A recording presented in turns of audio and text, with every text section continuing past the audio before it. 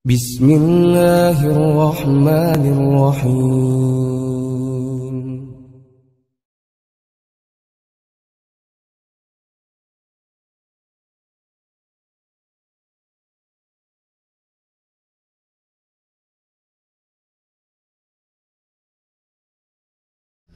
Alhamdulillahilladzi yatarahamu ibaduhul mu'minun wa bi inayatihi wa taufiqihi yahtadudadun.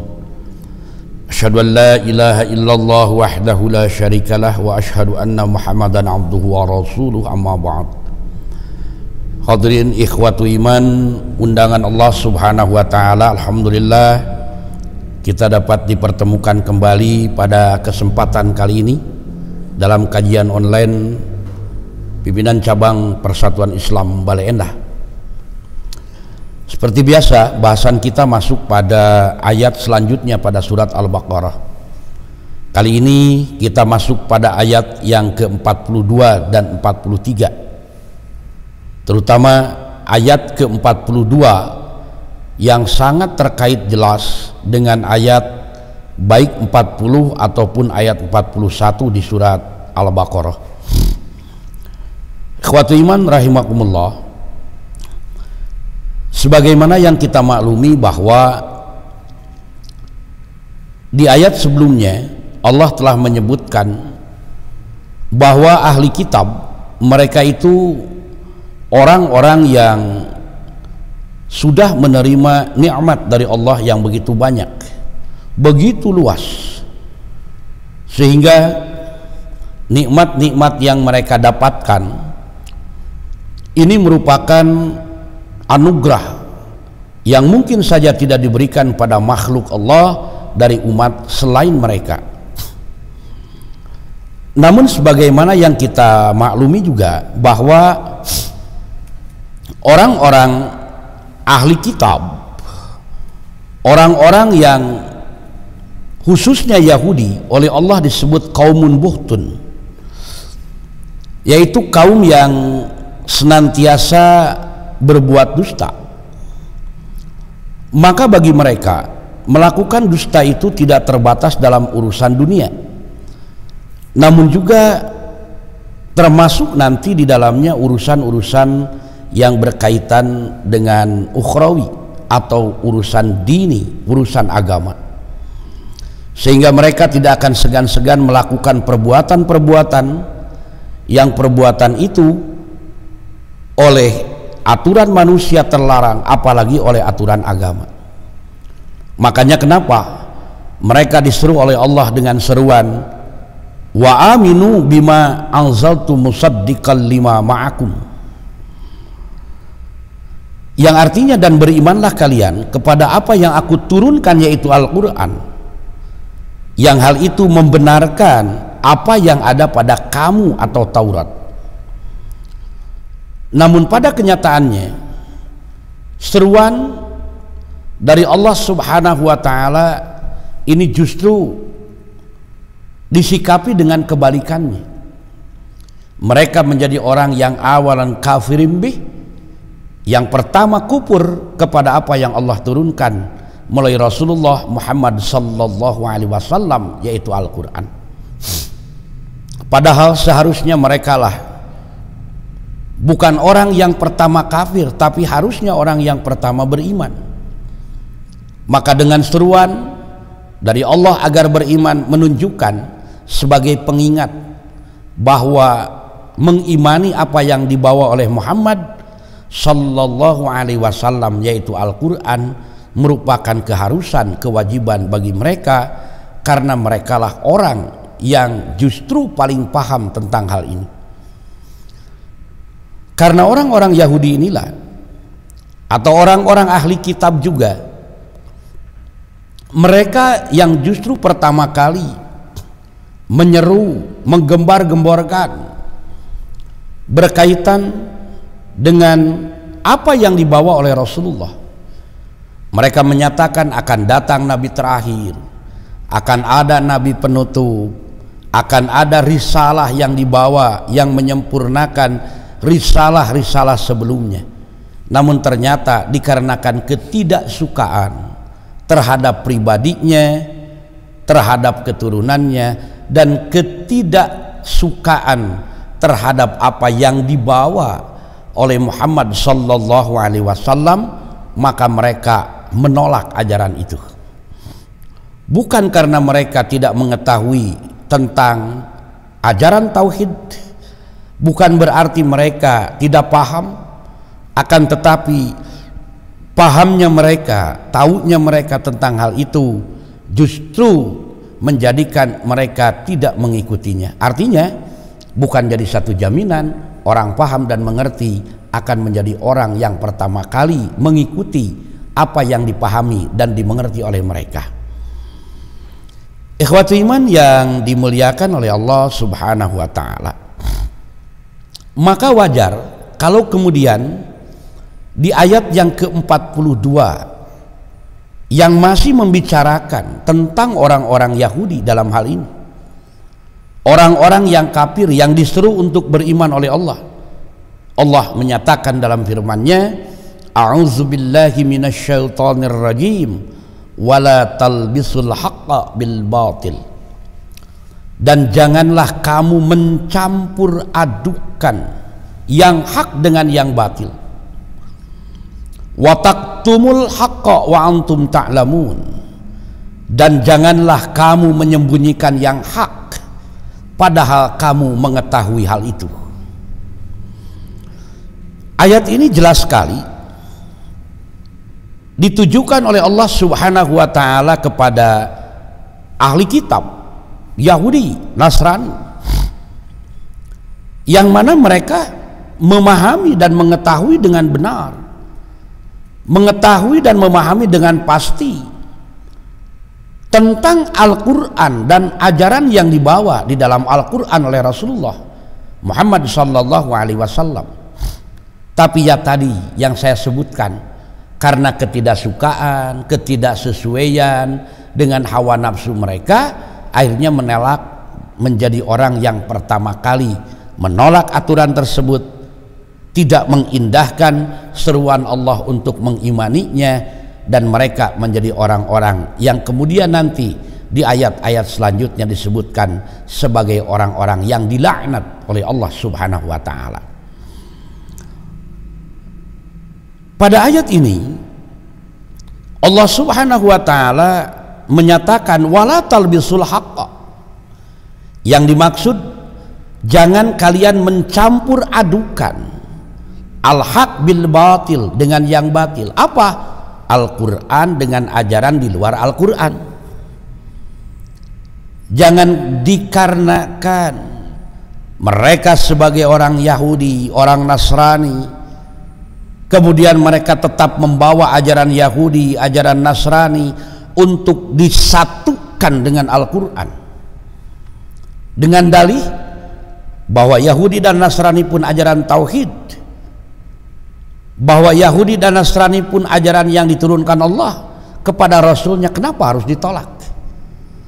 Kenapa harus dibuang? Padahal kita tahu bukan dibuang, bukan ditolak, tapi sudah dirangkum dan dimasukkan di dalam Al-Quran yang menyempurnakan ajaran-ajaran yang ada sebelum Al-Quran. Yahudi di dalam Taurat, kemudian di dalam Injil, Nasrani dan di dalam Zabur, semuanya sudah terangkum di dalam Al-Quran. Makanya jangan heran kalau kemudian kita sering mendengar ungkapan min qablikum berkaitan dengan ajaran tauhid ini, seperti halnya dalam hal ibadah saum, di mana umat Islam diwajibkan oleh Allah untuk melaksanakan ibadah saum, yang saum itu dinyatakan kama kutiba 'alal ladzina min qablikum, sebagaimana sudah diwajibkan kepada orang-orang sebelum kamu. Siapa?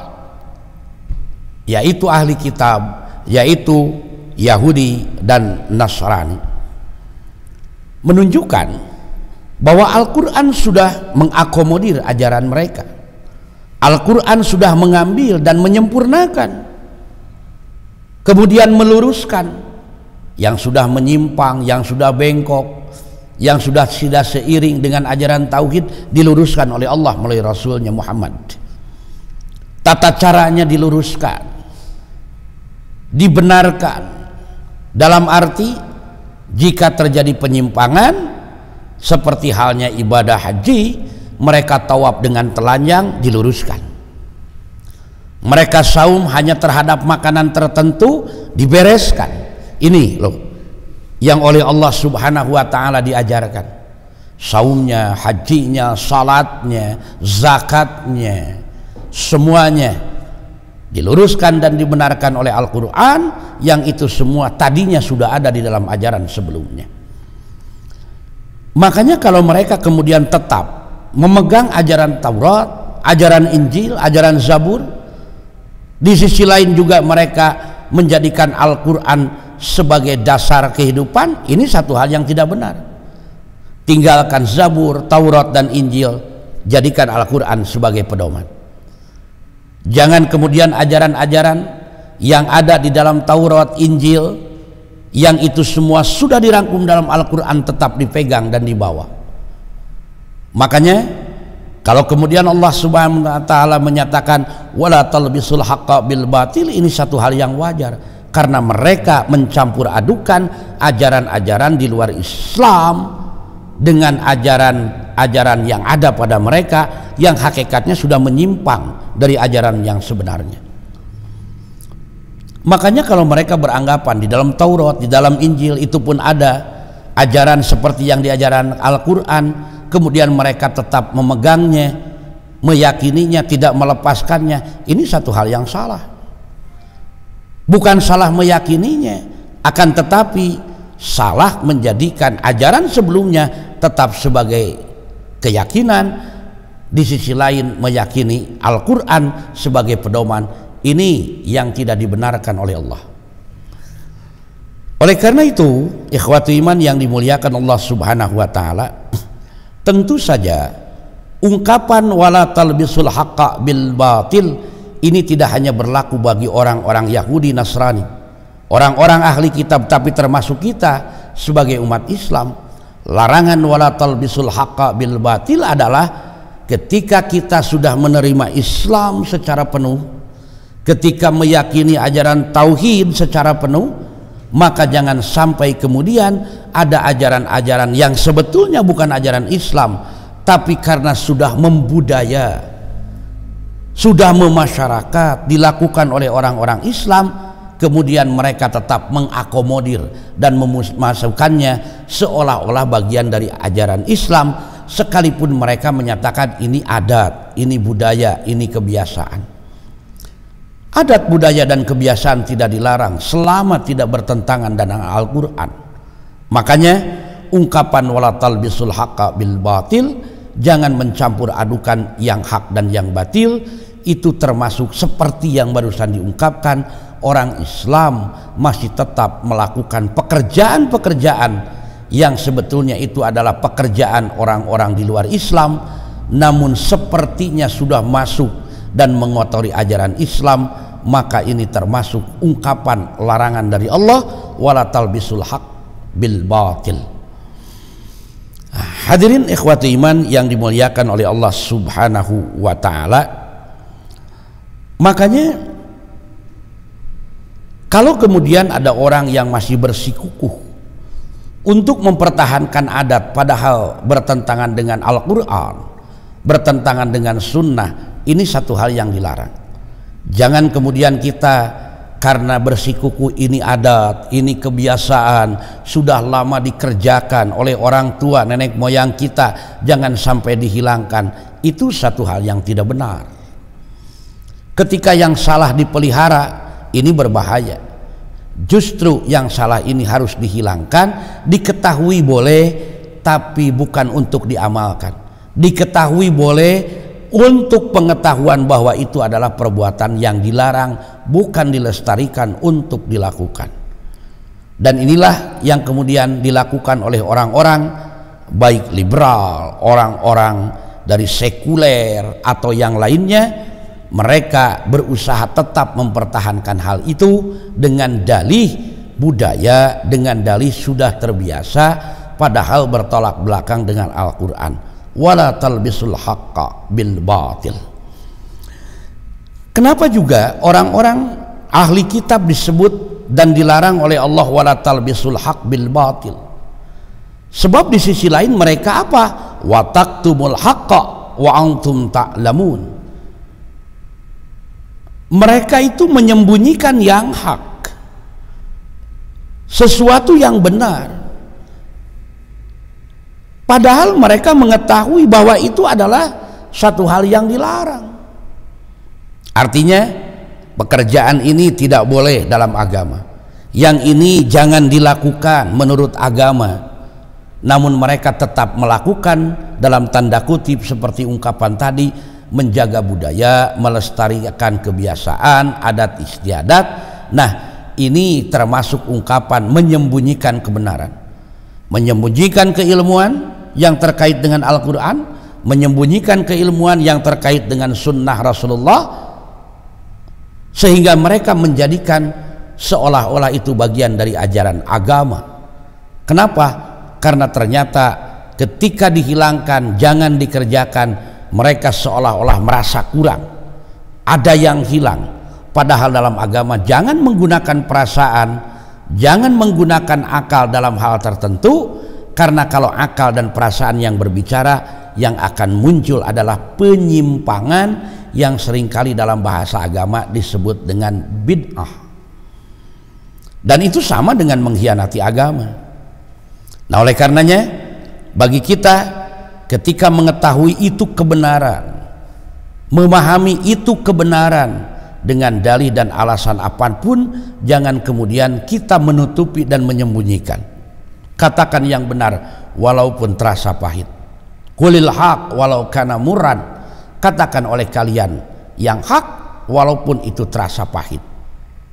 Mungkin kalau kita meninggalkan pekerjaan-pekerjaan itu, bagi orang dan kalangan tertentu ini akan menjadi satu kerugian secara material, bukan secara keyakinan.